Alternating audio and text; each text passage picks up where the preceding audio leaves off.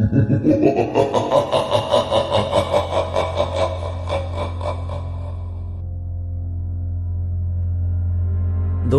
आज मैं आप लोगों को आज की हॉरर वीडियो शुरू करने से पहले एक तथ्य बताना चाहता हूं कि मेरी कहानियां देखने वालों में से 90% लोगों ने चैनल को सब्सक्राइब नहीं किया है, पर वे वीडियो का आनंद लेते हैं। तो अगर आपने सब्सक्राइब किया है तो धन्यवाद, और अगर नहीं किया है तो अभी करें।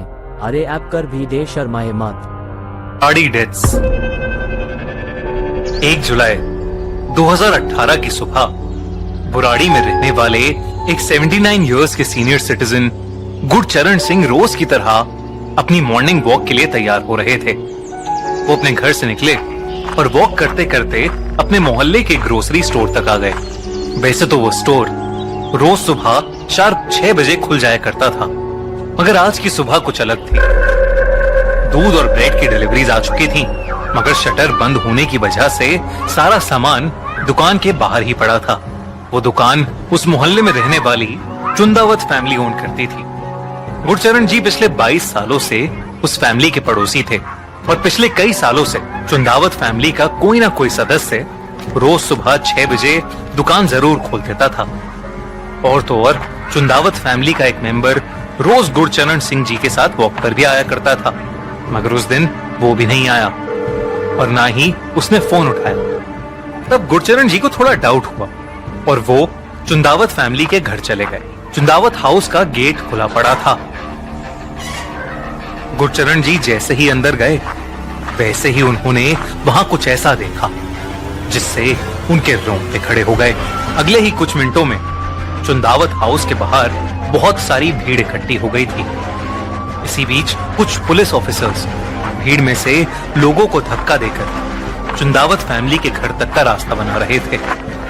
दरवाजा खोलने पर जो पुलिस और आसपास के लोगों ने देखा, वो देखकर सबकी आंखें फटी की फटी रह गईं। चुंदावत फैमिली के 11 लोगों की डेड बॉडीज एक साथ एक ही कमरे में लटकी मिली। 10 बॉडीज छत से टंगी हुई थी। सबके हाथ पैर पीछे वायर और आंखों पर पट्टी बंधी हुई थी। इन 10 लाशों के अलावा घर की सबसे बूढ़ी औरत अंदर वाले कमरे में पड़ी हुई मिली। ये सब क्यों हुआ, कैसे हुआ, इन सब चीजों का राज खोलने से पहले उस फैमिली के बारे में थोड़ा जानना जरूरी है। चुंदावत फैमिली ओरिजिनली तो राजस्थान से थी, मगर 1999 से वो दिल्ली में रह रहे थे। दिल्ली में उनका काफी सक्सेसफुल प्लाईवुड बिजनेस था और एक ग्रोसरी स्टोर भी था। चुंदावत फैमिली बहुत ही हेल्पफुल और खुश मिजाज नेचर की बताई जाती थी और उन्हें कभी भी पैसों के मामले में कोई दिक्कत नहीं थी।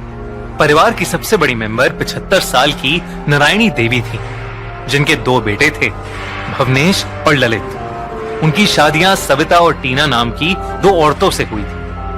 नारायणी देवी के पति की डेथ 2007 में ही लंग्स की किसी बीमारी के कारण हो चुकी थी और वो वक्त पूरी फैमिली के लिए बहुत मुश्किल था। नारायणी देवी की एक बेटी भी थी जिसका नाम था प्रतिभा। इन तीनों के आगे बच्चे भी थे। प्रतिभा की बेटी प्रियंका, भवनेश की बड़ी बेटी नीतू, छोटी बेटी मेनका और एक बेटा ध्रुव, और ललित का एक बेटा था शिवम।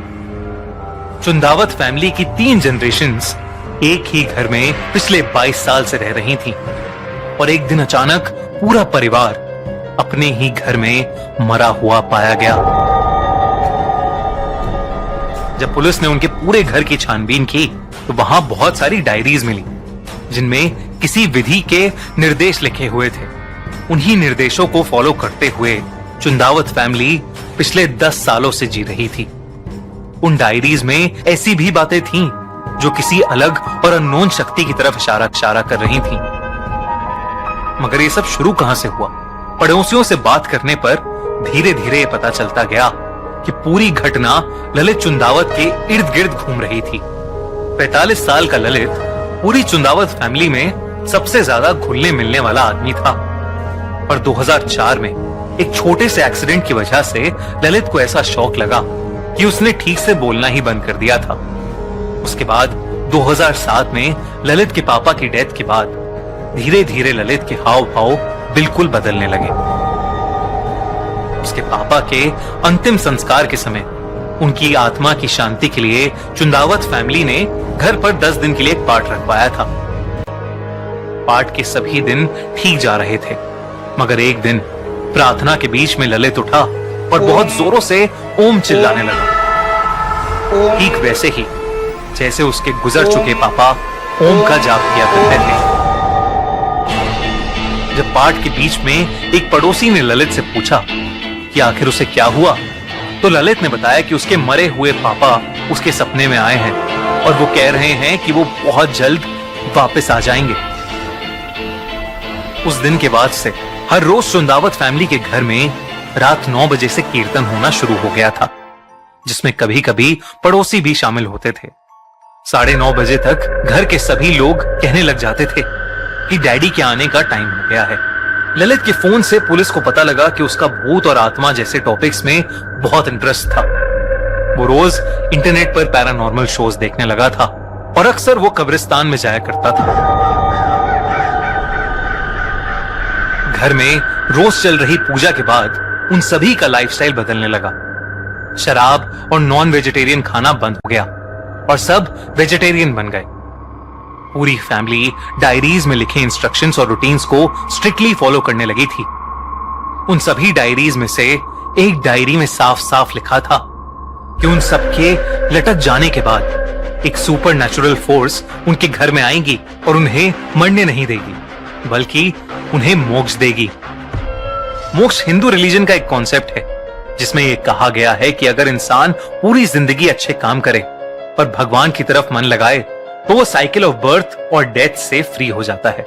डायरी में क्लियरली लिखा था कि उन्हें लटकने से 6 दिन पहले से लगातार क्या करना था ताकि वो आखिरी दिन खुद को घर की सीलिंग से पूरी विधि अनुसार लटका सके। मौत का वक्त थर्सडे या संडे रात 12 से 1 बजे के बीच में होना चाहिए था।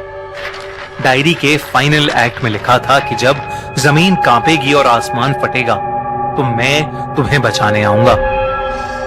सबसे अजीब बात तो ये थी कि कुछ लोगों ने यह भी दावा किया कि डायरीज में जो भी इंस्ट्रक्शंस लिखी गई हैं वो ललित की हैंडराइटिंग थी ही नहीं। तो फिर वो सारे इंस्ट्रक्शंस इतने सालों से डायरी में कौन लिख रहा था? क्या वो सारी डायरीज उनके पापा भोपाल सिंह लिख रहे थे, जिनकी 2007 में ही डेथ हो गई थी? यहां तक कि जिस रात पूरी फैमिली ने मिलकर खुदकुशी की या उनका मर्डर हुआ, उस रात घर के बच्चे और औरतें बाहर दुकान से स्टूल्स और वायर्स लेकर घर के अंदर जाते हुए सीसीटीवी कैमरा में देखे गए थे।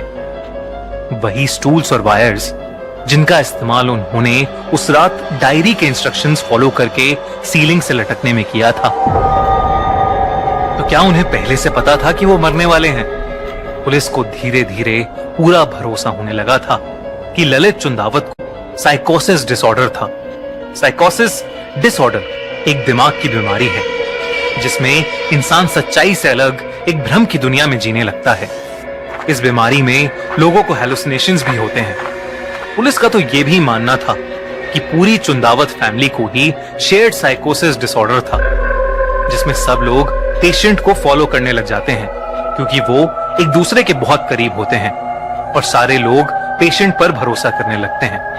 मगर क्या ये सच में पॉसिबल है कि पूरी चुंदावत फैमिली इस भ्रम की शिकार होने लगी थी? कई लोगों को इस थ्योरी पर बिल्कुल भरोसा नहीं था। इस पूरी घटना के लगभग सारे ही सवाल बस एक रहस्य बनकर रह गए हैं, एक ऐसी भयानक कहानी बनकर जिसने पूरी दिल्ली को हिलाकर रख दिया था।